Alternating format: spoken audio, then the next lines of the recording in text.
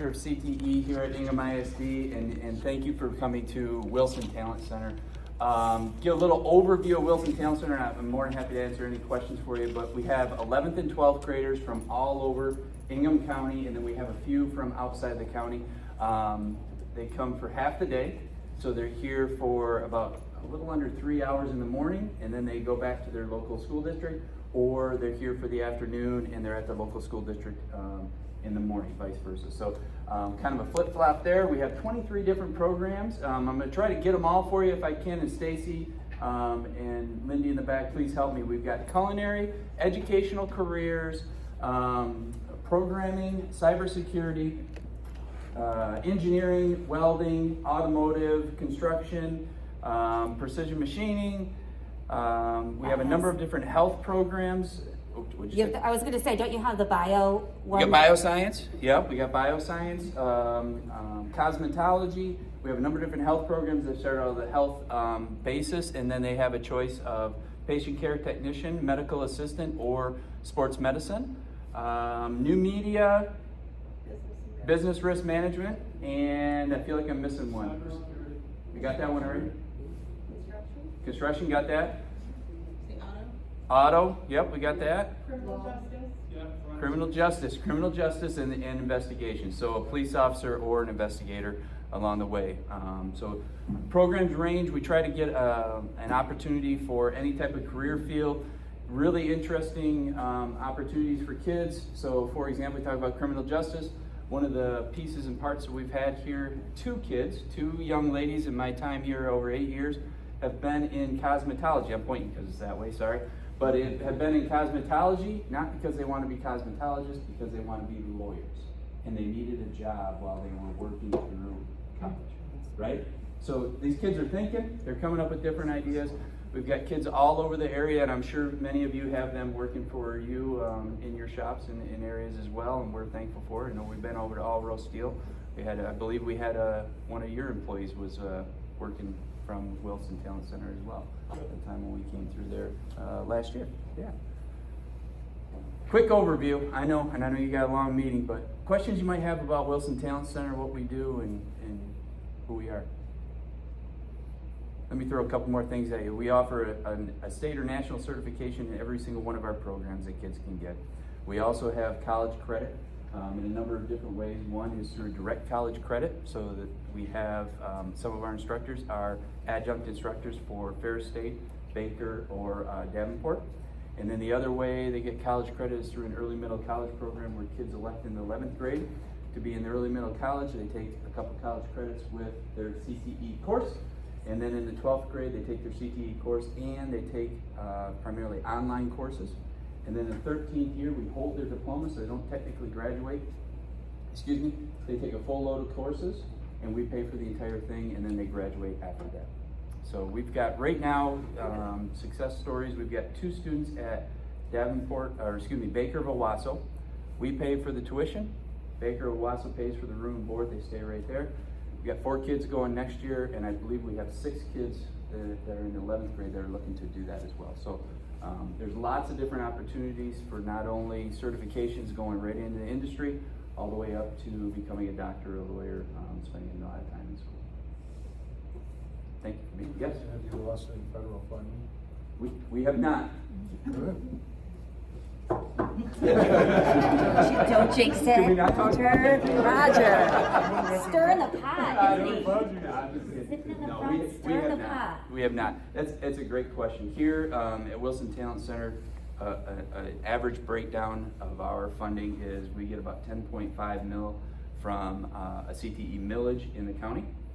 We get about 270 to 300,000 in federal funds, and then the rest is from state funds. So we're about a $14 million a year. So it's not, the federal funds right now are not the end of the world for us, but it'll hurt in some ways, but not the end of the world. So we're very fortunate in that regard. But great question. All right, thank you. All right. Thank you. Have a Thank great you. day. Okay, so our first speaker today, Tom Pelly, Remote Automation Alley, CEO. And actually, hold on. There's someone that just walked. Do you want to introduce yourself? Everyone turn and look. No, he said hello, but just if they don't know who you are. Jason Melton, I'm the superintendent for AMIA. So All right. appreciate all you guys being here. I'll be in and out, because I'm in and out of meetings as well, but what you guys do is important work. And as Jamie mentioned, partnerships that we enjoy with your companies are so important because we make sure that our students end up being successful and they have transferable skills. So thank you for all that you guys do to advocate on behalf of manufacturers. All right, Tom, we're turning it over to you. All right, thank you. I'm mic'd up, so it's all professional. Oh, yeah. But thank you for having me. That's Cindy. Cindy and I go way back. She's heard me speak a number of times, and I'm surprised she wants to hear it again. But thank you for that. But you all have to sit through for the first 20 minutes here. So I'm Tom Kelly. I'm the executive director of a group called Automation Alley. Has anybody heard of Automation Alley? Anybody members of Automation Alley? Good, because the first problem is you're all entitled to a free membership of Automation Alley. It's a service of the state. Our job is to help educate and get manufacturers to understand the risks that may be coming with new technology and what they need to pay attention to. So here's in the bio back, if you want to send that out someday. A little bit about our brands. You might have heard of Project Diamond. That's a big brand of ours. We bought and distributed 300 printers, production-capable printers, to 300 small manufacturers in Oakland and Macomb counties, and we stitched them all together on a network. So if you need to make one thing for your plant, you can make one thing. If you need to make 300 things, you can use all your buddies. You don't have any capital costs. That's a pretty damn good program. We're trying to take it statewide. Stay tuned. We may ask you guys for your support. Say, listen, would you be in line for a printer if the government would give you one, and the only stipulation is you got to learn how to use it and you got to learn how to design in 3D. That's the carrot and stick. We want manufacturers to step away from being process-focused to being digitally focused. And how we do that is we give you a sweet piece of equipment.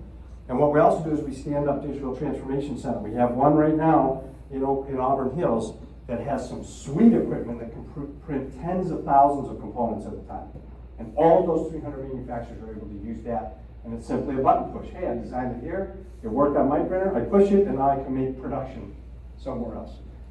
I'm going to talk about why that's important. So we're actually living the ideals that we believe, which is manufacturing is going to go software first, which means I'm using software and artificial intelligence to do the design, and humans are there to guide the computer.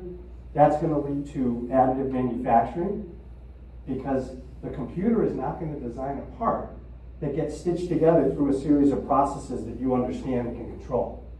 The computer is going to build a part that is going to only be able to be made additively. If you've ever seen when a computer does generative design, it builds a part that looks like nature, looks like bone, and you can't make that on a CNC machine. And it's going to go, so software first, digital. What's the next stage? I don't need a plan. I can push a button, and I can print it in LA, I can print it in Detroit, I can print it in China, I can print it in South America. Doesn't matter. Because it's the IP is what matters, not the process. And so we have 12,000 manufacturers in Michigan. I would bet 11,500 are process experts and not IP owners. They take orders from others who own the IP. They fulfill that order, and they hope that they can make a margin at the end of the day. And nowhere along the chain do they own anything other than their knowledge of how machines work. And this is the thing that Automation Alley is trying to change.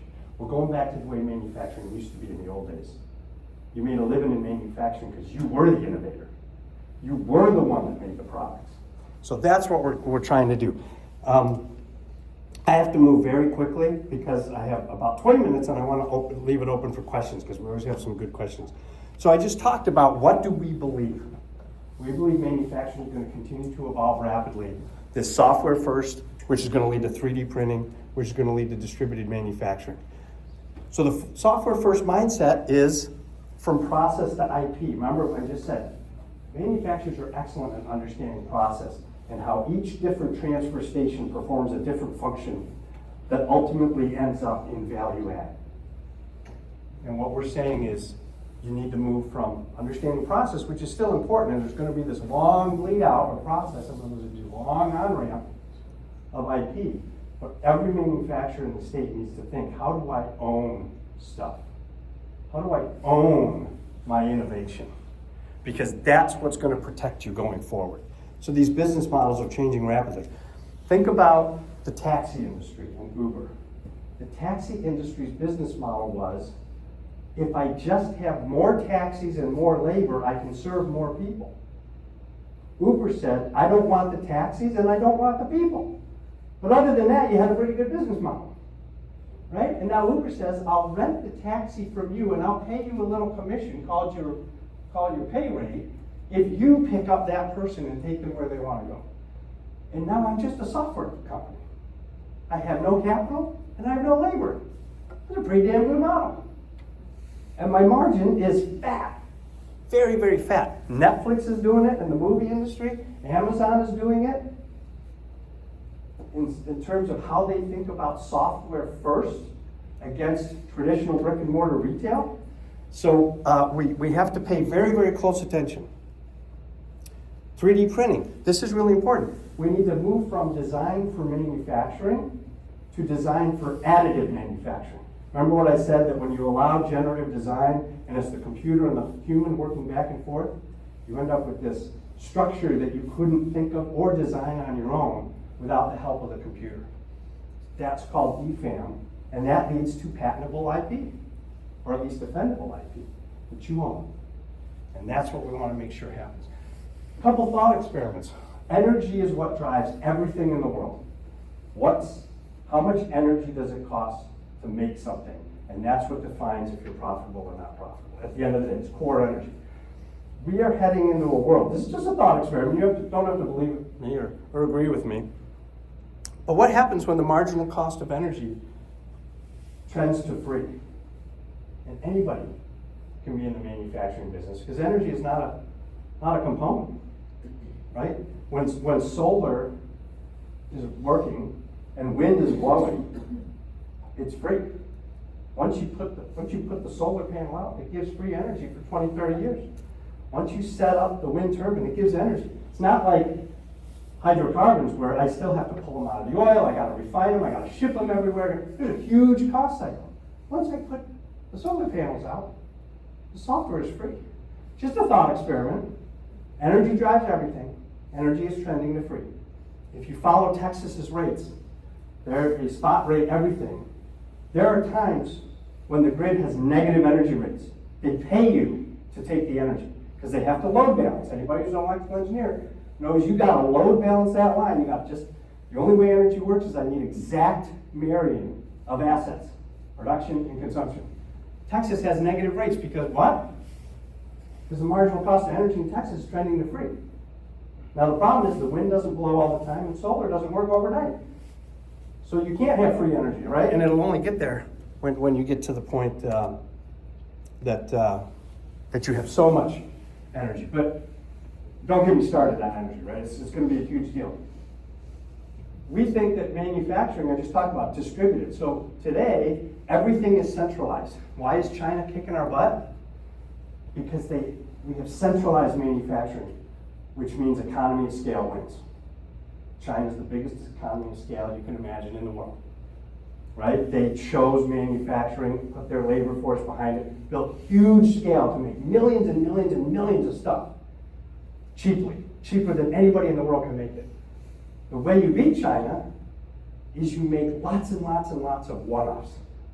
Mass customization. Remember that dream when I came out into engineering in the 80s? The dream was mass customization. We never got there. It was like autonomous vehicles. They're 5 years out and always will be. The ability to make what a customer wants is 5 years out, always will be. I don't believe that anymore. I believe the age of mass customization is right here upon us when you see artificial intelligence and 3D printing and autonomous robots are all merging at once. That is going to create mass customization. That is going to create the ability to make one-offs for anybody that wants anything. Think of the Starbucks example. When I was growing up, you could have coffee, maybe cream or sugar. Right? Remember that? That was your choice. Now you go into a Starbucks and there are like 100 million permutations of the way you can get coffee. Right? That's just the tip of the iceberg. We still do it with human labor, but manufacturing is going to say, it's not the old joke that you can have any car as long as it's black. It's going to be, you can have any car. We'll make anything you want. We'll build it on the fly. Those days are going to be realized. So 3D printing, we think, leads to a change in innovation. So I have talked in the past about two companies, Relativity Space and Zinger. So Relativity Space, this rocket is 3D printed. I'm not talking about components of the rocket. I'm talking about the whole damn rocket is 3D printed. It just went off into space. That's a real rocket going up. Okay? Think about, I'm going to talk about this in a little bit. I have to watch my time. Let me talk about Zinger first. Sorry, I got out of order. So Kevin Zinger sits on our board for the U.S. Center for Advanced Manufacturing. He makes cars that are 3D printed. That car, except for the glass and the sheet metal and the engine and the transmission, is all 3D printed. It's a production vehicle. He sells them for $2 million each to rich people that want to say they own a Zinger. At one time, it was the fastest car in the world. Those fast times get beaten like every month. Mercedes and everybody else trying to beat each other. There was one time that was the fastest car in the world. Jay Leno owns one, whole history of people. Every component you see right there is 3D printed. Every component. Now, people that are in manufacturing say to me, it's not profitable. Those components, that's why he has to sell it for $2 million. What I'm going to say is that's what they said back in the 80s with computers. Remember in the 60s, the guy from IBM said, yeah, there's use case of 7 computers in the world. That's the total market for computers. This was IBM in the 1960s, 50s. Saying there's a market for 7 computers. You couldn't imagine that. How could you ever get a world where people would everyone would have a computer, and we'd have iPads, and we'd have phones, and we'd have computers everywhere. We're going to get to a point, the cost of additive is going down, the cost of traditional manufacturing is going up and to the right. Traditional manufacturing has what's called cost disease. Cost disease means that no matter how hard you try, you cannot drive costs out of the system very far because you have a labor component. And labor is always tied to inflation. So you will always have more and more costs. Automation is detached from inflation. And so can go down and to the left. That's why computers get cheaper and cheaper and cheaper and cheaper. Because they don't have cost disease. And manufacturing is going to go this way. I'm watching my time, Cindy. I'm watching. Don't worry. Where is Divergent today?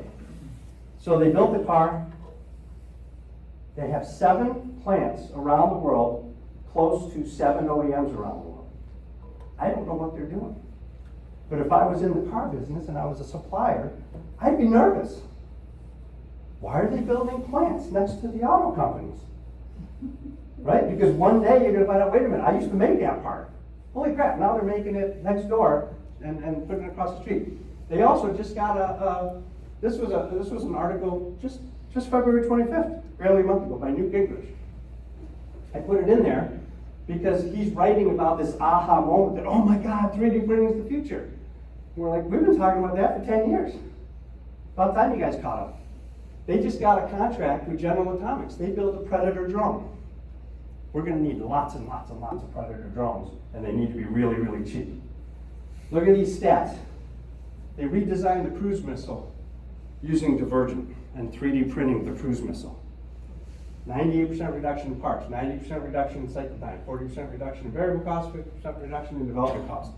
This is staggering. They went from 12 days to 1 day to produce a Predator drone.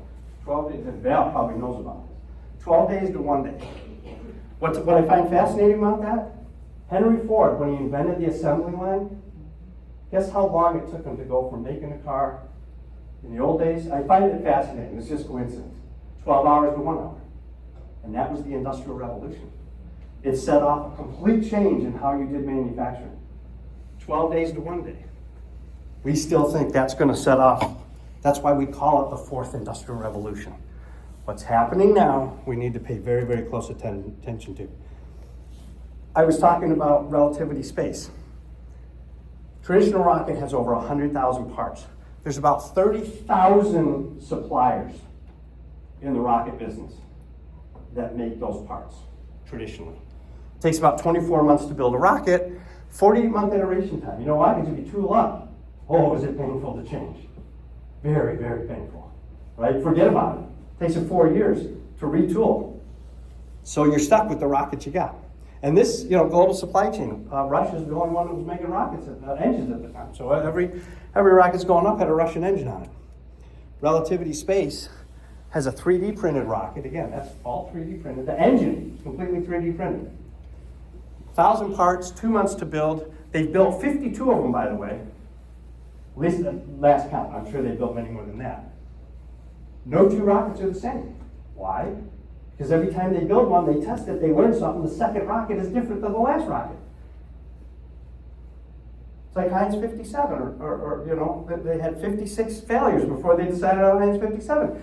Who knows where they're going to be? But every rocket is different. This is the beauty of mass customization. If I told you 10 years ago, oh yeah, rockets are going to be mass customized. Anything you want, we'll build it. Come right out, and the machine, the robot will just spin up all that metal. It's crazy to think about. Where are we today? So this was just announced, I want to say 2 weeks ago. Eric Schmidt, the former CEO of Google. This guy's a multi-billionaire. He was the head of the AI commission for the White House 2 years ago with Elon Musk. And I remember when they brought all those people together trying to figure out, he was the head of it. He was the chairman, right? So this guy's got some serious chops.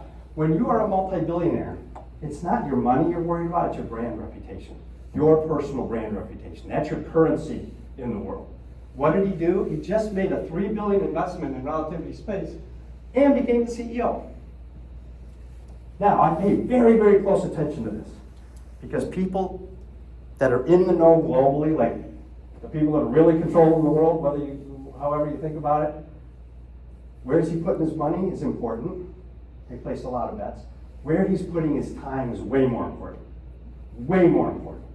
How a person like this invests their time because he's attaching his personal brand to the outcome.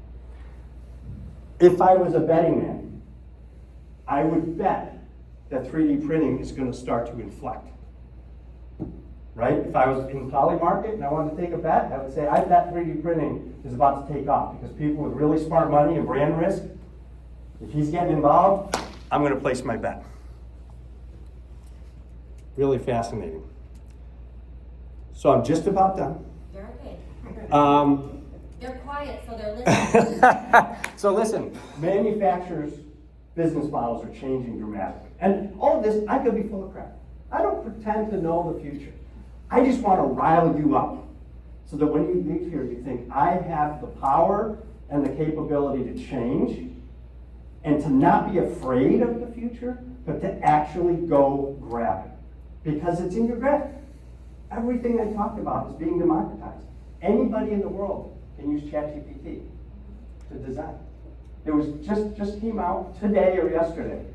Microsoft, now 30% of all of Microsoft's code, millions and millions of lines of code, is now written by AI and just proved by people.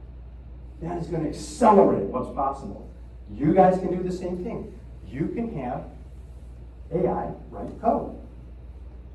And I'm telling you, you can do it. You'd say, oh my God, is this easy? Really, Tommy? This is how it works? I can ask it to write, and by the way, you don't have to, you just tell it what you want. I want code that displays an ice cream on the screen and has blah, blah, blah, blah, blah. And is this what you want? Yeah. Or no, you did it wrong. I want to do it this way. Oh, okay. Do you think that an engineer in the future is going to be dragging lines and making openings bigger and making them smaller and all that? Just going to say to the computer, here's the part I have. Here's the other part I have. I need a part that marries these two together within a tolerance of X that withstands these kinds of loads. Oh, you mean this part? Yeah. That's great. That's where we are. We're already there. We just don't think we're there. So it's going to be capital intensive. It's going to go from capital light, from capital heavy, which is what the world we've lived in. Manufacturers exist because you have assets that people don't have. It's called capacity. And people absorb that capacity because they don't want to go buy the machines to do the capacity themselves. That capacity is going to go away. Because if you go to the 3D printing world, I have 300 machines that can all make the same thing. Now I have a logistical problem. But guess what? You know, UPS, FedEx, and Amazon are excellent at picking up and dropping off things. I really don't think I have a logistics problem. I might have a quality problem, but you know, these are things that we have to solve along the way. So what I'm just challenging you with is, you really start to have to think about, how is my business model going to change? Because if the things that I think are valued in the marketplace are what drive my profitability, then I really need to question, what is the future hold, right? So think capital intensive to capital light or capital zero. By the way, Ford just touted their new additive manufacturing center in Sharonville, I believe. Very proud of it. They stood up 32 machines identical to the machines we have on our Project Diamond network. I said, how cute, right? They still think they're in a capital intensive game. Well, if we corner all the capital assets, if we have 37 machines over here, we can produce better than anybody else. That's the way a manufacturer thinks. I'm like, dude, I've got 300 machines. And not a one of them had to buy more than one. And that's the difference. Right? And I think all of a sudden Ford looks a little foolish. Right? They spent tens of millions of dollars to stand the center up. For what? Now there could be some IP issues, sure, I get it. But they're making MRO stuff to keep the plants running. Right? Now in their fairness, we weren't ready to take orders from them, and they didn't know about Project Diamond. But people will know about it, and we'll go from there. So we think manufacturing is going to reshore. Now all of this red line, which is the big inflection, that's all semiconductors. But we think, and have always believed, even before Trump came into office, the trends were already clear. That globalization and stretching the supply chains to the four corners of the earth was completely played out. Right? There's just in time and there's just in case. As the world is very stable, which it's been for our entire lives, from the 90s on, it was very stable. The US was the only global power in the world. Therefore, we dictated the rules. And it was great. Everybody followed our rules. As the world gets more dangerous, just in time needs to turn to just in case. Just in case means I got to manufacture where I sell. You are going to see a ton of manufacturing come back to America, whether Trump's in office or not, because you have to move from just in time to just in case, because the world is becoming a much more dangerous place. And that's a fact, because there's now another superpower rising. We're going back to the old Cold War. Now, if you don't believe that, that's fine. Keep doing what you're doing, but that's what I believe. So this is the end right here. If you're a manufacturer, there's three things you need to pay attention to. Technology is the least of my worries when I talk to manufacturers. I don't care what technology you use, because it changes so fast. And you are also beholden to, I have to make profit. I can't go on these willy-nilly joy rides and experiment with things, and I'm trying to get product out the door. And most manufacturers, their hair's on fire every day. I'm happy that you're all here, because most of the time they couldn't make it because I had to get an order out the door, or there was something broken, or something happened, or somebody didn't show up for work, or what's going on? And just all kinds of things that are a problem. Don't focus on the technology. But what I really want you to take away from today is focus on yourself, focus on your organization's culture. Do you have a culture of experimentation? Do you have a culture that accepts failure? Do you have a culture that says, I got an idea, go do it. Let's try it. Let's see what happens. It's moving from process knowledge to being the manufacturers of the old, which is, I'm an innovator. I own my IP. I created something that can be sold and monetized, and I don't even have to be in the room to get the check. Right? That's what I want you to focus on. Coupled with culture is finance. So finance is about, most manufacturers, big or small, doesn't matter where you are, you make decisions based off return on investment. Return on investment, I have a problem with. And the reason why I have a problem with it is because return on investment implies perfect success every time. You don't invest until you are assured it will be successful. That's a return on investment. How do you go to the CFO and go, what's your ROI? I don't know. I'm trying something out. If it works, boy, we're going to go to the sky. Right? So we say at Automation Alley, have somewhere in your capital stack the ability to take very small option-like bets. right? What we said to the Project Diamond guys, we're gonna give you a printer. We're gonna teach you how to use it. Just find a little component somewhere in your plan that you can make. One guy, we have all kinds of examples now. All kinds, can't get into it because we're supposed to wrap up. One guy, give you one example. He was buying a valve from China, $100 a valve, he puts 4 on each of his machines. It's a stainless steel valve. We gave him a printer. His team redesigned the valve to be printed in carbon fiber because it was a corrosive environment. The carbon fiber part performed better than the stainless steel. He now prints them himself. It used to cost $100, now it costs less than $2 to make that part. So he's putting $400 more to the bottom line on each machine that he sells. And what did he do? He said to his engineers, God damn it, I want you to start, look at everything. You start, they have like products. He showed he's got a whole list of products that he's now created that they use in their plant. And I could go on and on with many, many stories. So I'm going to stop right there. So how about, as we switch over, you take some questions and I'll get his PowerPoint set up and we'll swap the love. All right. Thank you. By so the way, keep talking. Val, you're fantastic. Val and I know each other. He's working in the defense area, doing a great job. So you're going to be treated to Val, and I'll try to get out of your hair as soon as possible here. Yes, Chris. What is this, a plant? So I know that You're going to tell me how handsome I am, right? from here you are. That's good. Stay back there.